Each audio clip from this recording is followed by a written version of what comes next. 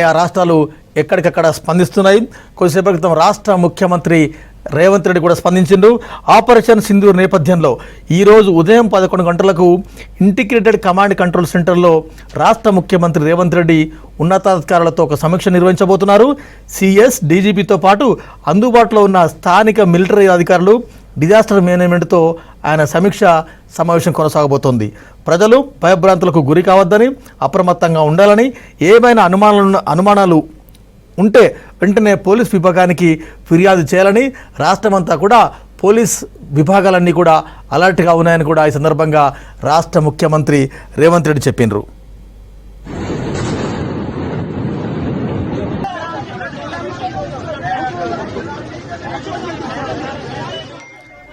లష్కర్-ఏ-తోయిబా chief Hafeez Saeed ఈ ఉగ్రదాడిలో మరణించినట్టుగా వార్తలు వస్తున్నాయి.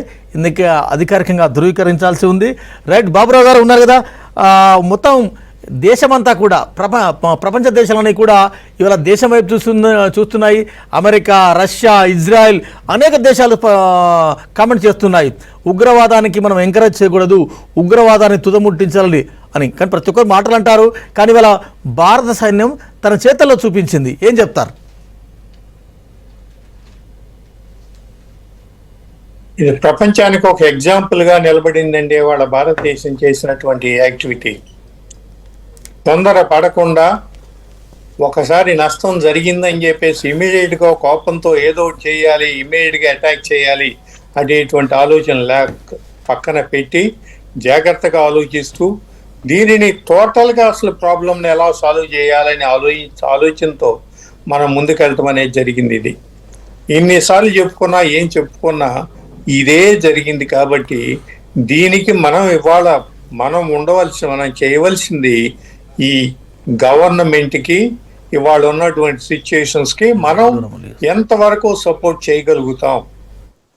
మనం హాని చేయకుండా భారతదేశంలో ఎవరైనా సరే ఇప్పుడు మెయిన్గా ప్రాబ్లం ఏం జరుగుతుందంటే బార్డర్లో అసలు ఆలోచించాల్సిన అవసరం లేదు. మన డిఫెన్స్ సర్వీసెస్కి ఏ రకంగానూ వాళ్ళని డౌట్ పడాల్సిన పని లేదు, ఆలోచించాల్సిన పని లేదు. ఒకవేళ కనుక దేశం లోపల మొన్న జరిగినటువంటి ఈ పెహల్గాం లాంటి యాక్టివిటీ ఇంకోటి ఎక్కడన్నా జరిగితే టోటల్గా మనం ఇదైపోతాం. కాబట్టి రెండోది ఇంకొకసారి జరగకుండా మాత్రం మనం చూసుకోవాలి అంటే మనం కూడా చాలా జాగ్రత్తగా ఉండాలి. లోకల్ పోలీసులతో పాటు ముఖ్యంగా మన యూత్ దీని మీద వర్క్ చేయాలి.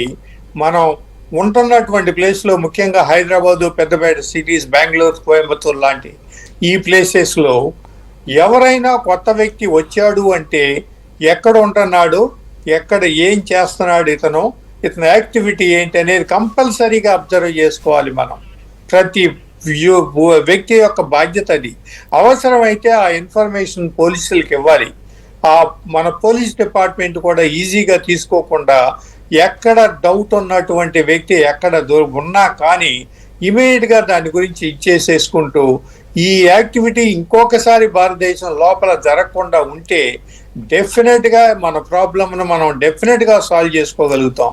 కానీ ఈ ప్రాబ్లమ్స్, ఇటువంటి ఇష్యూస్ ఇంకోసారి 2 సార్లు దేశం లోపల ఎక్కడ జరిగినా కానీ, నార్త్ ఇండియా కానీ, సౌత్ ఇండియా కానీ, ఎక్కడైనా సరే ఇండియాలో జరిగితే will be losing a lot అన్నమాట.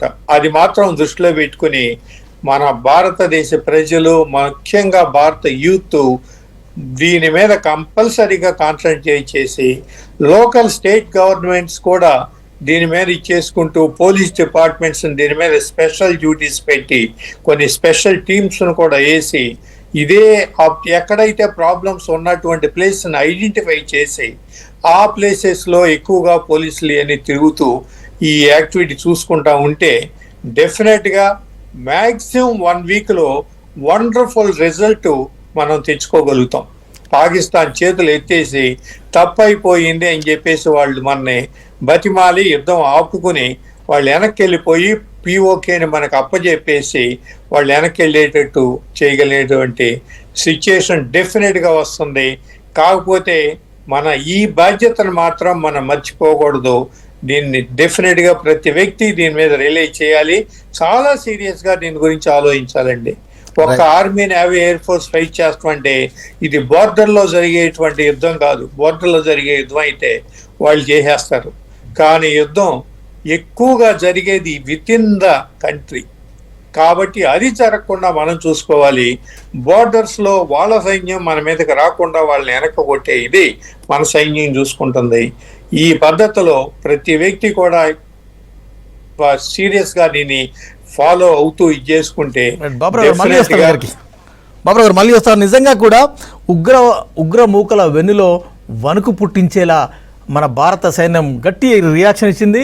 యావత్ ప్రపంచమంతా కూడా భారత సైన్యం తీరును ప్రశంసిస్తోంది.